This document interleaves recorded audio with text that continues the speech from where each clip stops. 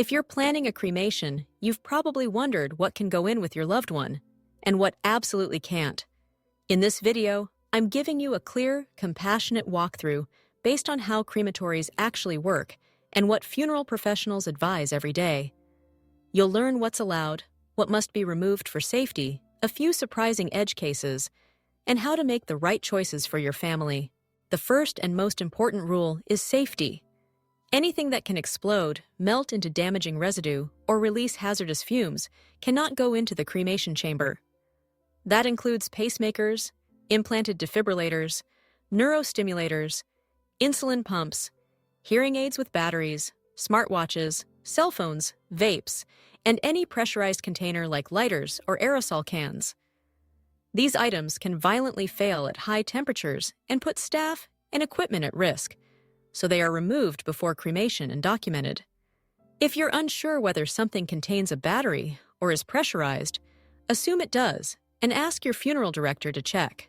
Jewelry is a personal decision, but it comes with a trade-off. You can place jewelry with the decedent, yet you should know that most pieces will be destroyed or altered by the heat. Stones can fracture, metals can warp, solder can fail, and the item will not be recoverable afterward. If it's meaningful to keep a ring, necklace, watch, or heirloom, remove it beforehand and preserve it for the family. Families who still want a symbolic keepsake inside often choose items that safely combust, like a paper letter, a printed photo, a favorite poem, a pressed flower, or a small wooden token. These honor the person without risking equipment damage. Clothing is generally allowed. Natural fibers such as cotton, linen, or wool are preferred because they burn cleanly. Many crematories discourage heavy synthetics because some can release problem fumes or leave sticky residues. If the clothing includes metal accessories, large buckles, big zippers, metal studded belts, your provider may ask to remove those parts. If you do not provide clothing, most providers will use a modesty gown or shroud, and some families opt for a simple sheet or blanket chosen by the funeral home.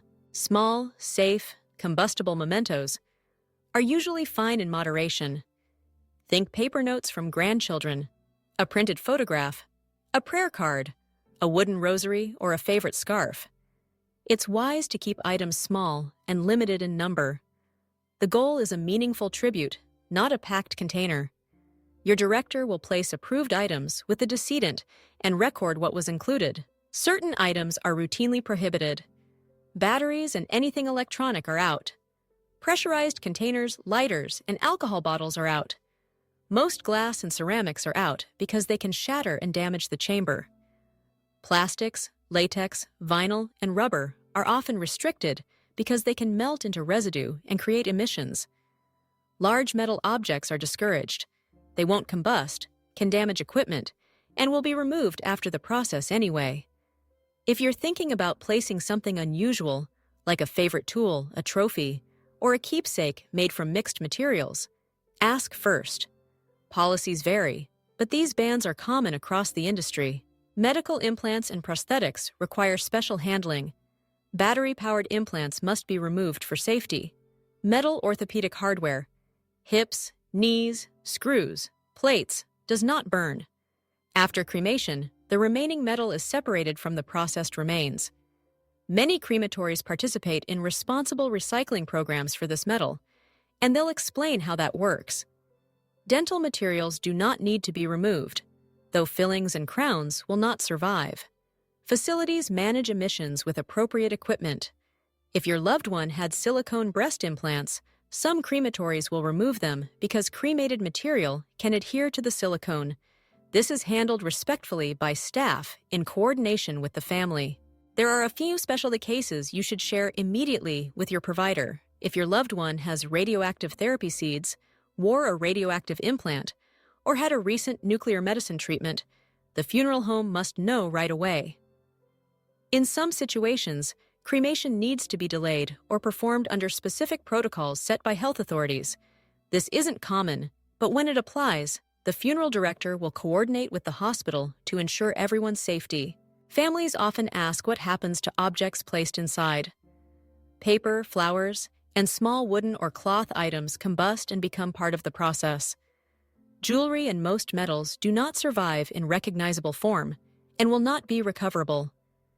Any larger residual metal from the body or items is separated after cremation and handled according to the crematory's policy, usually through ethical recycling.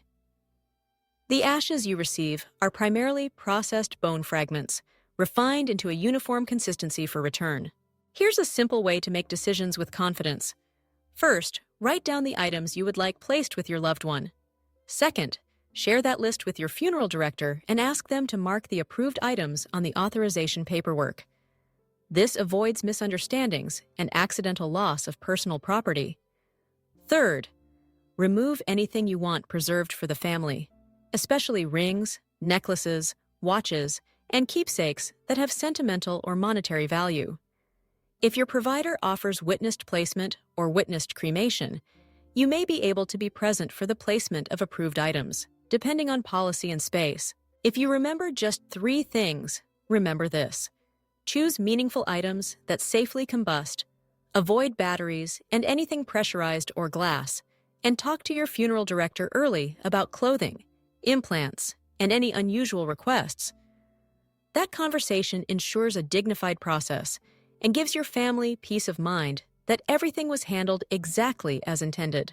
Thank you for being here. If you'd like suggestions for tasteful memorials after cremation, look in the description for my curated recommendations. Handcrafted ceramic urns and elegant keepsake jewelry designed to hold a small portion of ashes. Those options help you keep their memory close, and I've included the links for easy comparison.